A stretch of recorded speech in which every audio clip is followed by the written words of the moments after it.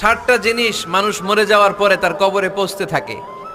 ইন্না মিম্মা ইয়ালহাকুল মুমিন মিন হাসানাতিহি বা'দা মাউতিহি, মানুষ মরে যাওয়ার পরেও যে 60টা জিনিস তার কবরে পৌঁছায় তার মধ্যে একটা হচ্ছে মসজিদান বানাহু, সে যে মসজিদ বানিয়ে গিয়েছে ওই মসজিদের সওয়াব। সুবহানাল্লাহ পড়েন।